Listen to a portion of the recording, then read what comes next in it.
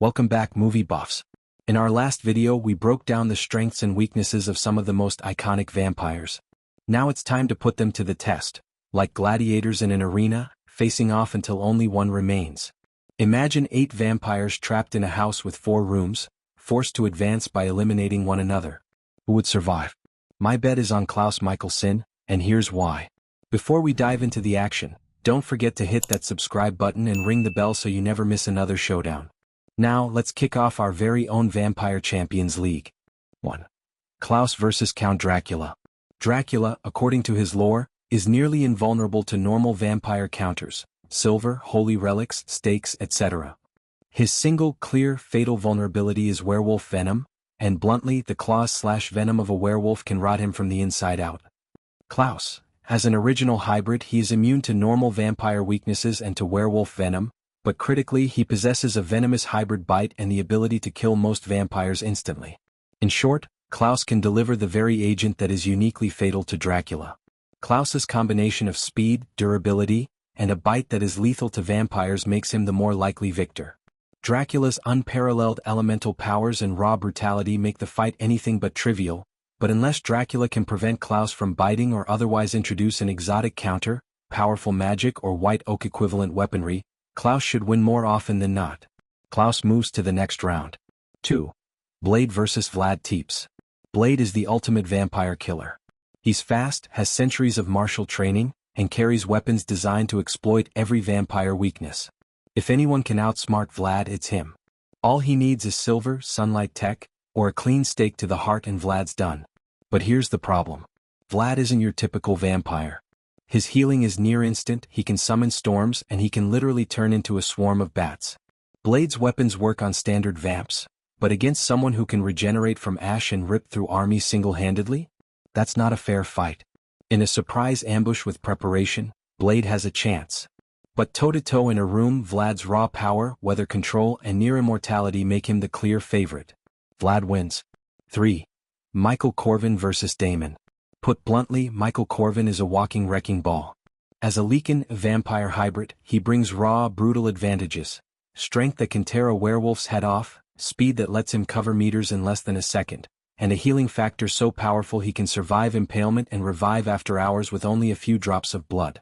In a one-on-one brawl, Michael's claws, fangs, and feral instincts turn fights into short, violent affairs. Damon is dangerous, yes, but Michael's combination of speed, endurance, and near-instant regeneration means he can outmuscle and outlast most opponents.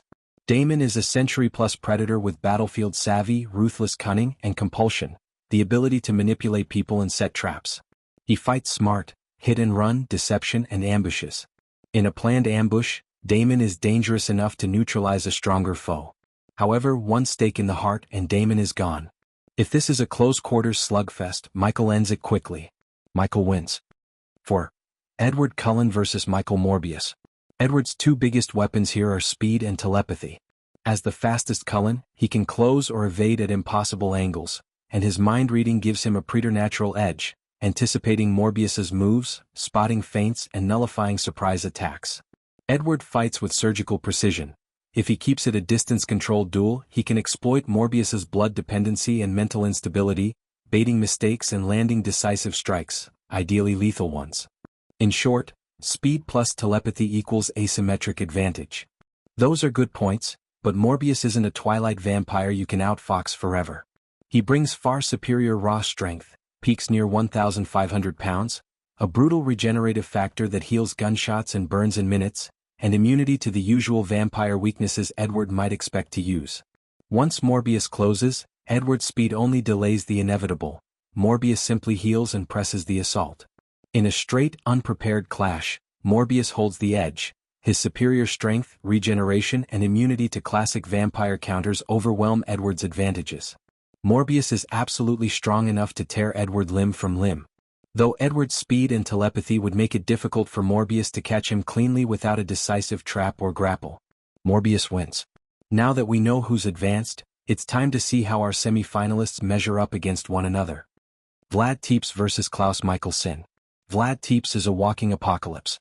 He's not just strong, he's on the order of tons of force, can shatter stone, trample armies, and regenerate almost instantly. He flies, dissolves into a swarm of bats, controls storms and can mesmerize or turn people. That's battlefield domination, area denial, aerial attacks, and brutal, sustained offense. If he keeps Klaus at range, bat swarm harassment plus weather and non-stop regeneration will grind Klaus down. Vlad doesn't need to outsmart you, he smashes and heals. In a raw, no-prep brawl where Vlad dictates the terms, he's the one who overwhelms. True, Vlad is terrifying, but you're overlooking the critical fact. Klaus is an original hybrid whose very bite is lethal to other vampires. Klaus is functionally immune to the usual vampire counters, heals fast, can't be permanently killed by ordinary means, and moves with werewolf speed and ferocity. That hybrid venom can end a vampire outright. If Klaus closes and bites, Vlad's regeneration becomes irrelevant. Klaus also has centuries of tactical savagery and the brute force to finish things with a single devastating swipe. Against a vampire opponent, that one biological trump card matters more than storms. Both are monsters, but Klaus holds the decisive advantage. Vlad's strength, flight, and weather control make him a nightmare to face, and he wins many scenarios where he forces a prolonged, ranged fight. However, Klaus carries the canonical one-shot tool against vampires, his hybrid venom, plus original level durability and lethal speed. If Klaus can close the distance and land that bite or a similarly lethal strike, Vlad dies. Also, Klaus has repeatedly demonstrated the ability to rip out a vampire's heart in a split second or snap heads clean off with raw strength. Vlad, while immensely powerful, is still vulnerable to catastrophic physical trauma if his body can't regenerate fast enough.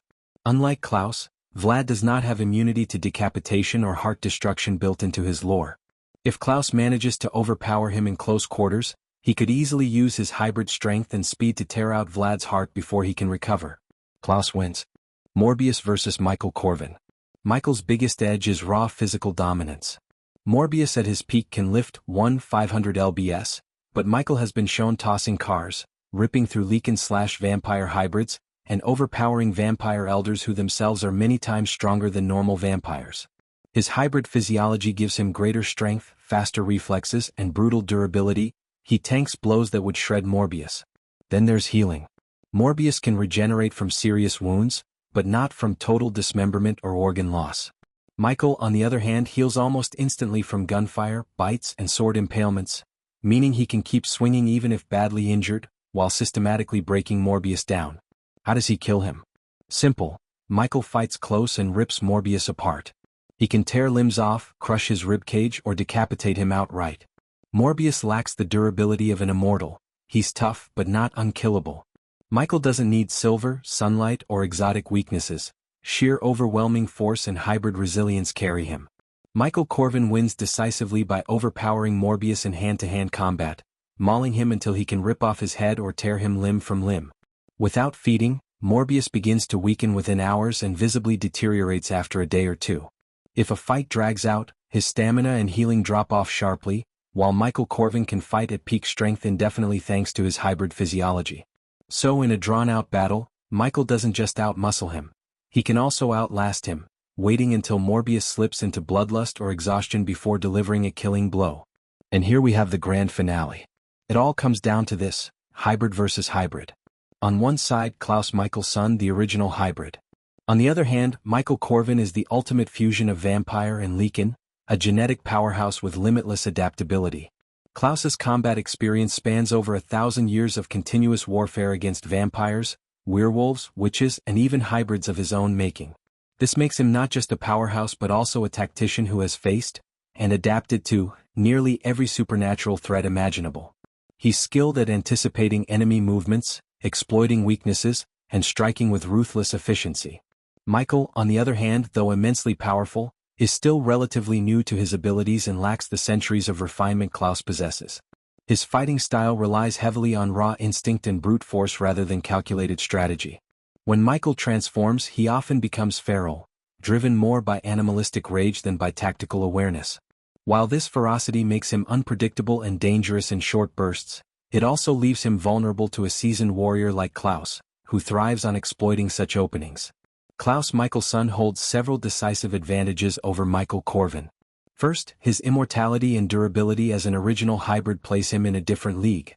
Unlike Michael, Klaus cannot be permanently killed by decapitation, fire, or conventional weapons, giving him a survivability edge that Michael simply does not share. Furthermore, Michael has been shown to enter a dormant, incapacitated state when subjected to enough trauma to his vital organs, as seen when Marcus defeated him. This vulnerability would give Klaus the opening he needs. Once Michael is weakened or immobilized, Klaus could exploit the moment to tear him apart or decisively end the fight through decapitation. Klaus doesn't just rely on brute force, he's ruthless. He'd know Michael's hybrid body could take punishment, so instead of dragging the fight, he'd aim for quick, devastating strikes. A ripped throat, venomous bite, or even slapping his head off with his overwhelming strength are all within his arsenal. Klaus wins. Let's see what ChatGPT says.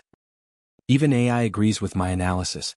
If you don't agree with this review, share your thoughts in the comments. If you enjoyed this video, make sure to hit like, subscribe, and ring the bell so you never miss one of our thrilling movie analyses and deep dives. Thanks for watching, and until next time, stay tuned for more edge-of-your-seat content.